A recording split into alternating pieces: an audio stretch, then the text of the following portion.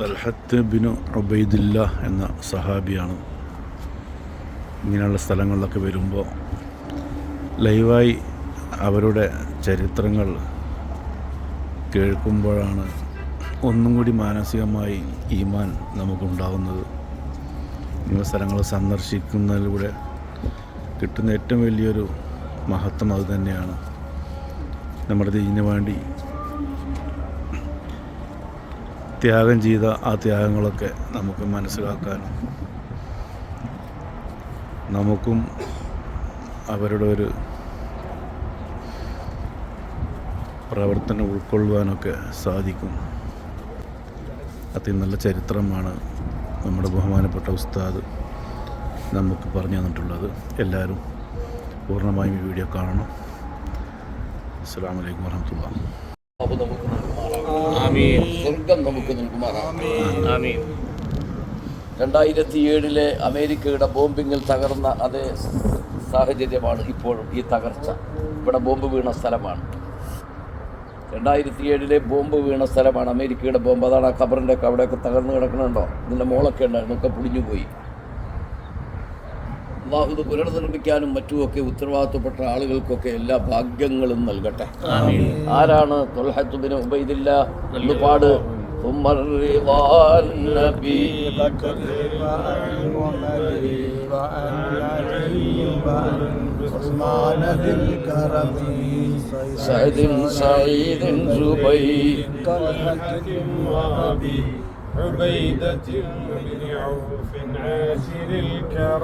2 വരി പദ്യം കേൾക്കാത്ത ഒരാളും, അത് കേൾക്കാത്തവരായി ഒരാളുമില്ല ഇവിടെ. കൊല്ലങ്ങളായി നമ്മൾ കേൾക്കുന്നതാണ്. അതിൽ പറഞ്ഞ 2 ആളുകളെയാണ് ഇപ്പോൾ സിയാറത്ത് ചെയ്യുന്നത്. ഒന്ന് ത്വൽഹത്ത് ബിൻ ഉബൈദില്ല റളിയല്ലാഹു അൻഹു, തൊട്ടപ്പുറത്ത് സുബൈർ ബിനുൽ അവ്വാം റളിയല്ലാഹു അൻഹു. ഹബീബായ നബി സല്ലല്ലാഹു അലൈഹി വസല്ലം തങ്ങൾ പറഞ്ഞു, പിൽക്കാലത്ത് രക്തസാക്ഷിയാകുന്ന ഒരാളെ കാണണോ, ത്വൽഹയിലേക്ക് നോക്ക്. ജീവിച്ചിരിക്കുന്ന സന്ദർഭത്തിൽ പറഞ്ഞു കൊടുത്തതാണ്. പിൽക്കാലത്ത് അതിദാരുണമായി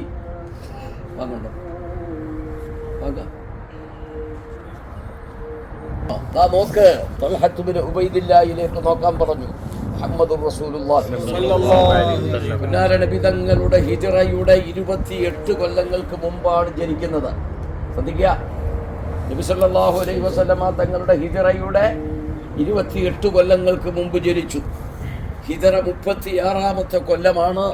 സ്വഫീൻ യുദ്ധത്തിൻ്റെ സമയവുമായി ബന്ധപ്പെട്ട സ്ഥലത്ത് വെച്ചാണ്, അഥവാ ഈ ബസ്റയിൽ വെച്ചാണ് ബഹുമാനപ്പെട്ടവർ വധിക്കപ്പെടുന്നത്, രക്തസാക്ഷിയാവുന്നത്. ഭാര്യയുടെ പേര് ഹംന എന്നാണ്. 15 മക്കളുണ്ട്. 14 ആൺകുട്ടികളും 4 പെൺകുട്ടികളും അടങ്ങുന്ന വിശാലമായ ഒരു കുടുംബത്തിൻ്റെ അധിപനാണ്. 15 11 + 4 15. അതെ, മഹാനായ റസൂലുള്ളാഹി സ്വല്ലല്ലാഹു അലൈഹി വസല്ലം തങ്ങളുടെ ഷൂറയുണ്ട്. ഷൂറ നമ്മുടെ നാട്ടിലെ പാർലമെൻറ്റ്, അതിലേറ്റവും പ്രധാനപ്പെട്ടാണ് നമ്മുടെ ഷൂറ. ആ ഷൂറയിലെ പ്രധാനപ്പെട്ട ആളായിരുന്നു മഹാനായ ത്വൽഹത്ത് ബിൻ ഉബൈദില്ലാഹി റളിയല്ലാഹു അൻഹു. ധീരളിൽ ധീരനായ, അള്ളാഹിൻ്റെ റസൂല് കഴിഞ്ഞാൽ പിന്നെ മുസ്ലിം ലോകം ഏറ്റവും കൂടുതൽ ആദരിക്കുന്ന മഹാനായ നേതാവാണ് അബൂബക്കർ സിദ്ദീഖ് റളിയല്ലാഹു അൻഹു. അവർ മുഖേന ഇസ്ലാമിലേക്ക് വന്ന പ്രഗത്ഭരായ ചില ആളുകളുണ്ട്. ഒന്ന് സുബൈർ ബിനുൽ അവ്വാം, ഒന്ന് ത്വൽഹത്ത് ബിൻ ഉബൈദില്ലാഹി, ഒന്ന് ഉസ്മാൻ ബിൻ അഫ്ഫാൻ, ഒന്ന് സഅദ് ബിൻ അബീ വഖാസ്, ഒന്ന് അബ്ദുറഹ്മാൻ ബിൻ ഔഫ്. അവരൊക്കെ അബൂബക്കർ സിദ്ദീഖ് റളിയല്ലാഹു അൻഹുവിൻ്റെ ശ്രമഫലമായി ഇസ്ലാമിലേക്ക് കടന്നു വന്നവരാണ്. കഴിഞ്ഞില്ല. ഉഹദ് യുദ്ധം നടക്കുന്ന സന്ദർഭം ബദറിൽ ബഹുമാനപ്പെട്ടവർ പങ്കെടുത്തിട്ടില്ല. അദ്ദേഹം അന്ന് ഷാമിലായിരുന്നു. ബദറിൽ പങ്കെടുക്കാതിരുന്നത് അന്ന് ഷാമിലായിരുന്നു. പിന്നീട് ഷാമിലേക്ക് പോകുന്ന സന്ദർഭങ്ങളിൽ ആ ഷാമിൽ നിന്ന് കൊണ്ടുവന്ന വസ്ത്രങ്ങളെല്ലാം അള്ളാഹിൻ്റെ റസൂലിനെ മറ്റൊരു സന്ദർഭത്തിൽ അണിയിച്ചിട്ടുണ്ട്. ഇരിക്കട്ടെ, ഉഹദ് യുദ്ധം നടക്കുന്ന സന്ദർഭം നമുക്കറിയാം. പ്രൊഫസർ കെ ഹിറ്റി കൃത്യമായി രേഖപ്പെടുത്തിയിട്ടുണ്ട്. ത്വൽഹയുടെ ശരീരത്തിലേക്ക് നോക്കിയാൽ മുള്ളൻ പന്നിയുടെ ശരീരം പോലെയായിരുന്നു എന്ന്. വലത്ത് നിന്ന് വന്ന അമ്പ്, ഇടത്ത് നിന്ന് വന്ന അമ്പ്, ഫ്രണ്ടിൽ നിന്ന് വന്നത്, ബാക്കിൽ നിന്ന് വന്നത് എല്ലാം പിടിച്ചു. അവസാനം ശരീരത്തിൻ്റെ ഒരൊറ്റ സ്ഥലം പോലും ബാക്കിയില്ലാത്ത നിലക്ക്, ഒരൊറ്റ സ്ഥലം പോലും ബാക്കിയില്ലാത്ത നിലക്ക് അള്ളാഹുവിൻ്റെ റസൂലുടെ സംരക്ഷണം ഉഹദിലും മറ്റു സ്ഥലങ്ങളിലുമെല്ലാം കൊടുത്ത മാന്യദേഹമാണ് മഹാനായ ത്വൽഹത്ത് ബിനു ഉബൈദില്ലാഹി റളിയല്ലാഹു അൻഹു. എങ്ങനെ ഇസ്ലാം ആശ്ലേഷിക്കുന്നത്? ബസ്ര എന്ന് പറയുന്ന ഈ പട്ടണത്തിൽ മുസ്ലിം ആകുന്നതിന് മുമ്പ് ഒരു ചന്തയിൽ നിൽക്കുമ്പോൾ ഒരു പാതിരി സംസാരിക്കുന്നു, മക്കയിൽ മുഹമ്മദ് ബിൻ അബ്ദില്ലാഹി പൂജാതനായിട്ടുണ്ട്, അന്ന് അൽ അമീനായിട്ട് അവിടെ ജനിച്ചിട്ടുണ്ട്, മൂപ്പര് നബിയാണെന്ന് പറയുന്നുണ്ട്.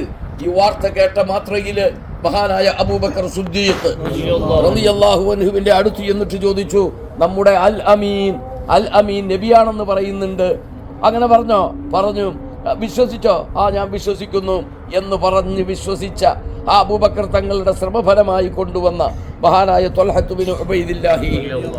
നിർത്തട്ടെ. അവസാനം അല്ലാഹുവിന്റെ റസൂൽ പറഞ്ഞില്ലേ ഒരു രക്തസാക്ഷിയെ കാണണമെന്ന്? മഹാനായ അലി ഇബ്നു അബീ ത്വാലിബ് റളിയല്ലാഹു അൻഹുവിന്റെ കാലം ഖവാരിജുകൾ, ഇസ്ലാമിക ഭിന്നത ഉണ്ടാക്കുന്ന ആളുകൾ, ഒരുപാട് പ്രയാസങ്ങൾ ഉണ്ടാക്കിയ ആളുകൾ, ആ ആളുകൾ തെറ്റിദ്ധരിപ്പിച്ചിട്ട് ഇൻഷാ അല്ലാഹ് നാളെ നമ്മൾ സിയാറത്ത് ചെയ്യുന്നു അലി റളിയല്ലാഹു അൻഹു. അതോടൊപ്പം തന്നെ മുസ്ലിം ഇബ്നു അഖീൽ റളിയല്ലാഹു അൻഹു ഈ വിഷയവുമായി ബന്ധപ്പെട്ട് വരും, അവിടെ വിശദമായി പറയാം. അങ്ങനെയുള്ള ആ യുദ്ധത്തിലേക്ക് ആരെ വലിച്ചു കൊണ്ടുവന്നു? ബഹുമാനപ്പെട്ട ബീവി ആയിഷ, ഉമ്മുൽ മുഅ്മിനീൻ ബീവി ആയിഷ തെറ്റിദ്ധരിപ്പിച്ചു കൊണ്ടുവന്നു.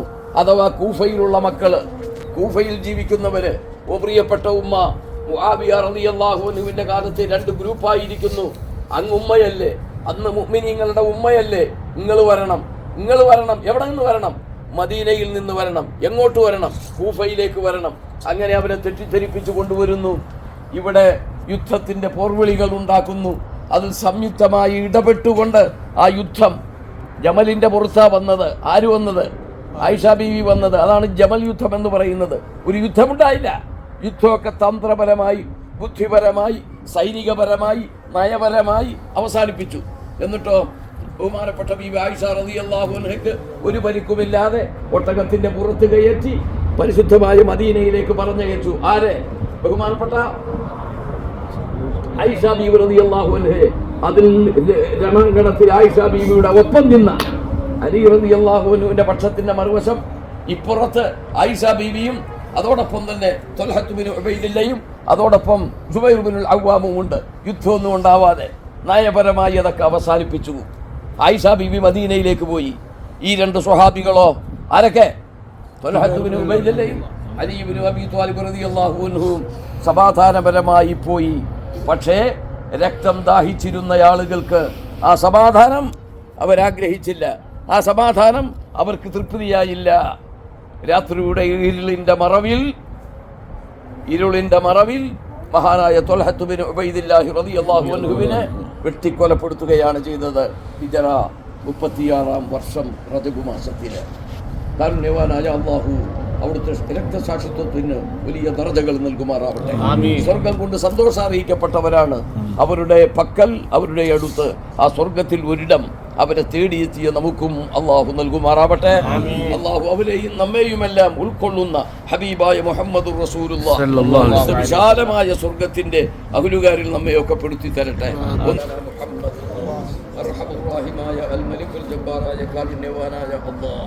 ഞങ്ങൾ ഓതിയ പരിശുദ്ധമായ ഖുർആൻ ഞങ്ങളിൽ നിന്ന് സ്വീകരിക്കണേ അല്ലാഹ്.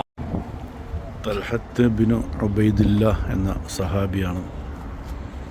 ഇങ്ങനെയുള്ള സ്ഥലങ്ങളിലൊക്കെ വരുമ്പോൾ ലൈവായി അവരുടെ ചരിത്രങ്ങൾ കേൾക്കുമ്പോഴാണ് ഒന്നും കൂടി മാനസികമായി ഈമാൻ നമുക്കുണ്ടാകുന്നത്. ഇങ്ങനെ സ്ഥലങ്ങൾ സന്ദർശിക്കുന്നതിലൂടെ കിട്ടുന്ന ഏറ്റവും വലിയൊരു മഹത്വം അത് തന്നെയാണ്. നമ്മുടെ ദീനിന് വേണ്ടി ത്യാഗം ചെയ്ത ആ ത്യാഗങ്ങളൊക്കെ നമുക്ക് മനസ്സിലാക്കാനും നമുക്കും അവരുടെ ഒരു പ്രവർത്തനം ഉൾക്കൊള്ളുവാനൊക്കെ സാധിക്കും. സിയാറത്ത് കൊണ്ട് കിട്ടുന്ന ഒരുപാട് ഗുണങ്ങളിൽപ്പെട്ട ഒരു ഗുണങ്ങൾ തന്നെയാണത്. അത്രയും നല്ല ചരിത്രമാണ് നമ്മുടെ ബഹുമാനപ്പെട്ട ഉസ്താദ് നമുക്ക് പറഞ്ഞു തന്നിട്ടുള്ളത്. എല്ലാവരും പൂർണ്ണമായും ഈ വീഡിയോ കാണണം. അസ്സലാമു അലൈക്കും വറഹ്മത്തുള്ളാഹി. വീഡിയോ വൈൻഡപ്പ് ചെയ്യുവാണ്. എല്ലാവരും സബ്സ്ക്രൈബ് ചെയ്യുക മറക്കരുത്. ഇനിയും ഒരുപാട് നല്ല നല്ല വീഡിയോസ് വരുന്നുണ്ട്. അതുവരെയും അസ്സലാമു അലൈക്കും വറഹ്മത്തുള്ളാഹി വബറകാതുഹു.